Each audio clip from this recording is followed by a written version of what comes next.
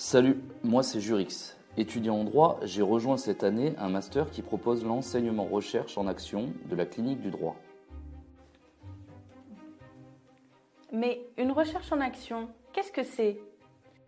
Je vais t'expliquer. Le terme recherche en action vient d'une méthodologie qui permet à des chercheurs de mener ensemble une étude scientifique sur un thème donné, en lien avec le terrain, la société. Le but est de travailler en groupe, en menant une étude qui conduit à analyser la réalité sociale et à apporter une expertise juridique au profit de la société.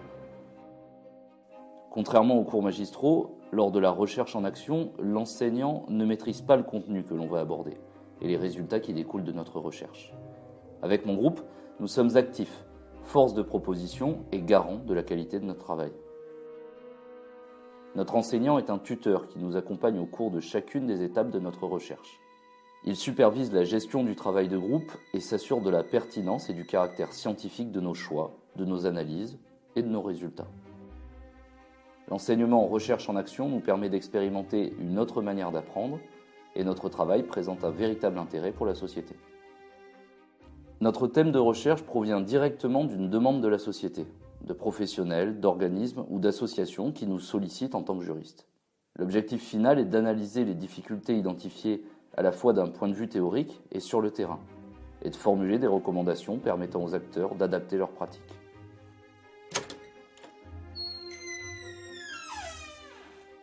Mais alors, comment se déroule cet enseignement? La recherche en action comprend plusieurs étapes que nous allons voir ensemble. Pour vous aider à comprendre ces étapes, nous allons utiliser un exemple sur le thème du secret professionnel. Il existe 3 grands temps forts qui structurent cet enseignement. Il faut tout d'abord découvrir le thème dans toutes ses dimensions, y compris extra-juridiques. Cela implique des recherches de nature théorique pour construire ce que l'on appelle le contexte thématique. C'est l'analyse de ce contexte et des premières difficultés qui en ressortent qui va conduire à la détermination du sujet. Il faudra ensuite, et c'est le deuxième temps fort, déterminer des besoins de formation supplémentaires en faisant appel à des experts qui transmettent un complément de savoir théorique. Puis, vous irez enquêter sur le terrain pour connaître les difficultés qui se posent en pratique aux acteurs concernés par votre sujet. L'ensemble des données recueillies devra ensuite être analysé. Le troisième temps permettra, à partir de l'analyse des résultats effectués, d'identifier le problème juridique soulevé par le sujet d'étude en vue d'élaborer des recommandations. L'ensemble de votre travail donnera lieu à la rédaction d'un rapport et à l'organisation d'un atelier de restitution où vous discuterez avec les acteurs de terrain de la pertinence et ou de l'applicabilité de vos recommandations dans la pratique. Si on prend l'exemple du secret professionnel dans le secteur médico-social, les recherches opérées pour le contexte thématique ont permis d'approfondir les questions suivantes. Quelle est la définition du secret professionnel? Quelles professions sont soumises au respect du secret? Quels textes réglementent le secret professionnel? Quels sont les aspects philosophiques, psychologiques et sociologiques relatifs au secret professionnel? À l'issue des recherches, une première difficulté est apparue. L'ensemble des professions médico-sociales n'a pas les mêmes normes en matière de secret professionnel et surtout partage différemment les informations à caractère secret. Ainsi, le sujet de la recherche est devenu le secret partagé. Il manquait dans nos recherches des précisions de nature psychologique.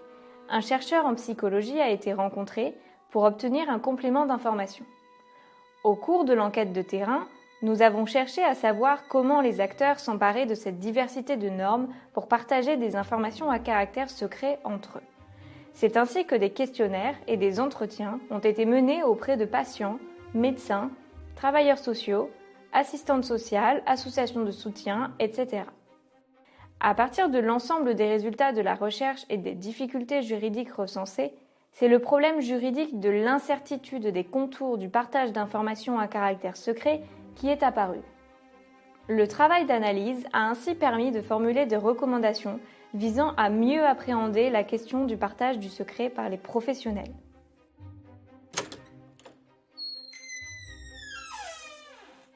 Mais c'est quoi une enquête de terrain? C'est une part importante de la recherche en action. L'enquête de terrain est une méthode permettant d'aller interroger les acteurs sur le terrain pour déterminer les difficultés qui se posent en pratique. Elle permet de créer des liens entre la réalité du terrain, la réalité sociale et les dispositions juridiques que vous connaissez, que vous maîtrisez. C'est votre expertise de juriste qui est sollicitée dans cette enquête. Vous devrez utiliser vos connaissances juridiques pour analyser la pratique dans sa réalité. Une fois l'enquête de terrain réalisée, on analyse les difficultés pratiques recueillies. Pour cela, un classement est primordial afin de distinguer l'ensemble des résultats obtenus. Ce tri s'effectue selon 3 catégories. La première catégorie comprend les éléments qui confortent, valident, corroborent les données que nous avions préalablement identifiées au cours de nos recherches théoriques. Ces éléments viendront alimenter notre réflexion, mais ne soulèvent pas de nouveaux enjeux ou de nouvelles difficultés. La deuxième catégorie est à contrario constituée d'éléments qui vont ressortir de notre enquête de terrain et que nous n'avions pas préalablement identifiés. Ce sont ces éléments qui vont permettre de faire le lien entre la règle de droit et la réalité. À partir de ceci, nous allons pouvoir identifier clairement les difficultés rencontrées par les acteurs et y apporter des réponses, recommandations d'ordre juridique. La troisième catégorie est constituée des éléments qui ressortent de notre enquête mais qui ne sont pas exploitables, puisqu'ils sont hors du champ de notre étude, trop subjectifs ou trop éloignés du domaine juridique. Dans notre exemple du secret partagé, l'enquête de terrain a permis de confirmer que tous les acteurs du secteur médico-social partagent des informations sur les patients et ce, de manière différente en fonction des structures, des services et des corps professionnels. De nouvelles difficultés d'ordre juridique ont également été identifiées. Entre autres, les professionnels confondent souvent le partage d'informations et la révélation d'informations à caractère secret, ne connaissent pas ou mal les règles relatives au partage d'informations à caractère secret. Que partager, qui peut partager, avec qui, quand faut-il partager, comment faut-il partager. Enfin, d'autres informations ont été obtenues puis écartées car elles étaient trop éloignées du domaine juridique. Par exemple, les avis personnels sur la nécessité du partage des informations et les questions de confiance entre les différents corps de métier. Les éléments recueillis dans la deuxième catégorie sont fondamentaux pour l'étude et doivent être analysés finement. Ils peuvent soit apporter des réponses aux difficultés identifiées dans le contexte thématique, soit être de nouvelles difficultés qui découlent de l'application de la règle de droit en pratique et pour lesquelles des recommandations peuvent être proposées.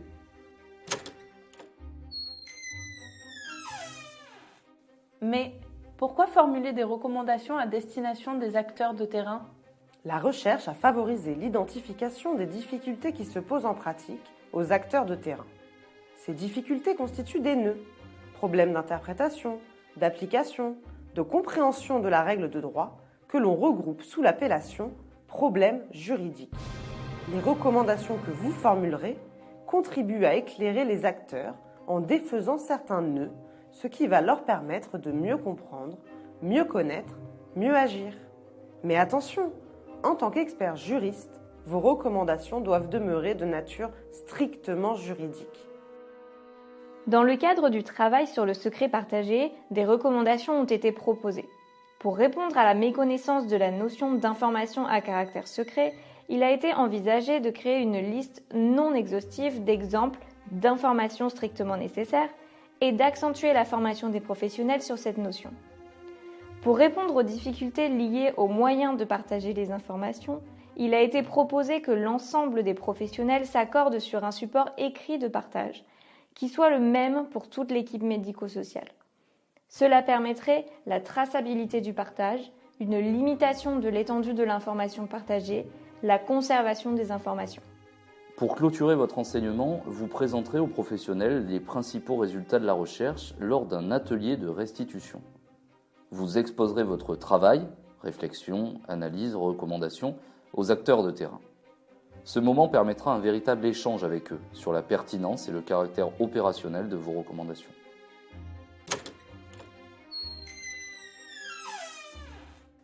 Pour résumer, la recherche en action, c'est quoi ? Une étude scientifique sur le droit et ses enjeux, son application en pratique, qui fait l'objet d'un rapport publié. Un travail collaboratif en équipe. Un projet avec un vrai impact pour les acteurs de terrain concernés par votre sujet. Une autre manière d'apprendre et une autre manière de créer du lien avec vos enseignants. Recherche en action, un enseignement de la clinique du droit.